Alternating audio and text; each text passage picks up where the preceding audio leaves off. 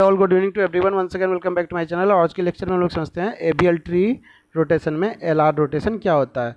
तो हमेशा की तरह हम लोग पहले बैलेंसिंग फैक्टर चेक करते हैं, क्या है height of left sub tree minus of height of right sub tree. अगर इन दोनों का डिफरेंस -1 0 या फिर 1 आता है तो हमें ट्री को बैलेंस करने की जरूरत नहीं है, नहीं तो हमें ट्री को बैलेंस करना पड़ेगा। आगे की लाइन में हमारा क्या बोल रहा है, LR rotation required 2 rotation to balance the tree. पहला हमारा ये वाला और दूसरा हमारा ये वाला, ठीक है। तो एक स्टेप दो स्टेप। अब आगे की लाइन में क्या बोल रहा है, फर्स्ट कन्वर्ट इनटू एल, मतलब इसको हमें इस फॉर्म में करना पड़ेगा। ये हमारा एल के फॉर्म में है, लेफ्ट के फॉर्म में।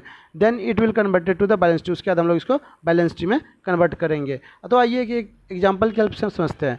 ये देखिए हमारे पास कुछ डिजिट्स दिए हुए हैं, इसको हम लोग बीएसटी के अकॉर्डिंग ट्री बनाते हैं और इसका बैलेंसिंग फैक्टर चेक करते हुए इसको बैलेंस करते हैं। तो सबसे पहले हम लोग किसको इंसर्ट करेंगे, 10 को। तो 10 को इंसर्ट किया, एज इट इज हो गया जी, ठीक है। उसके बाद क्या आएगा, 8 आएगा। तो 8 हमारा 10 से क्या कंपेयर करेंगे, छोटा है तो किधर आ जाएगा, लेफ्ट में आ जाएगा। आ गया जी, इंसर्ट हो गया। अब क्या हमारा 9, तो 9 को इंसर्ट करेंगे तो 10 से हमारा छोटा है तो लेफ्ट में आएगा, लेकिन 8 से क्या है बड़ा है, इसीलिए ये राइट में आ जाएगा। और हमारा ट्री कुछ इस तरह का बन जाएगा, ठीक है। अब हम लोग इसका फट से क्या करते हैं, बैलेंसिंग फैक्टर चेक करते हैं। देखिए लेफ्ट साइड में एक भी नहीं, इधर भी एक भी नहीं, तो 0 - 0 = 0। तो हमारा रेंज में आ रहा है, तो हमें बैलेंस करने की ज़रूरत नहीं है। अब हम लोग किसका बैलेंसिंग फैक्टर चेक करेंगे, 8 का। देखिए तो राइट साइड में कितना है, 1, तो रेड से 1 और ग्रीन से 0, क्योंकि लेफ्ट में एक भी नहीं है, राइट में 1 है, इसीलिए हम लोग इधर 1 लिखे हैं, ठीक है। तो क्या हो जाएगा, इसका -1 आ जाएगा। तो अभी भी हमारा ट्री बैलेंस है। अब देखिए आखिरी चेक करते हैं किसका, 10 का, ठीक है। इधर कितना है, लेफ्ट साइड में 1 और 2, तो इसलिए लेफ्ट साइड में 2 और राइट में एक भी नहीं है, तो इसलिए 0।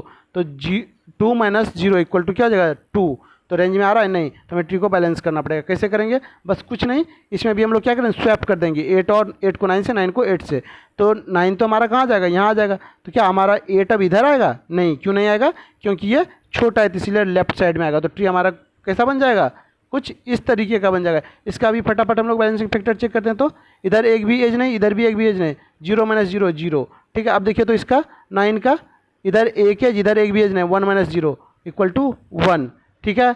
अभी तक तो रेंज में आ रहा है। 10 का चेक करते हैं, इधर 1 और 2 एज, इधर एक भी एज नहीं, तो 2 - 0 2, फिर से हमें बैलेंस करना पड़ेगा। तो हम लोग अब क्या करेंगे, बस कुछ नहीं, 9 को पकड़ेंगे और क्या करेंगे, 10 को क्लॉक वाइज डायरेक्शन में रोटेट कर देंगे, तो हमारा ट्री कुछ ऐसा बन जाएगा। अब इसका बैलेंसिंग फैक्टर चेक कीजिए, तो 8 का 0 - 0 0, इधर 10 का भी इधर एक भी एज नहीं, इधर भी एक भी एज नहीं, तो 0 - 0 = 0। और उसके बाद फिर फाइनली 9 का चेक करेंगे, एक एज इधर एक एज इधर, तो 1 - 1 = 0, हमारा ट्री बैलेंस हो गया। बस इतना ही था हमारा एलआर रोटेशन में। आज के लिए इतना ही रखते हैं, बाय एंड टेक।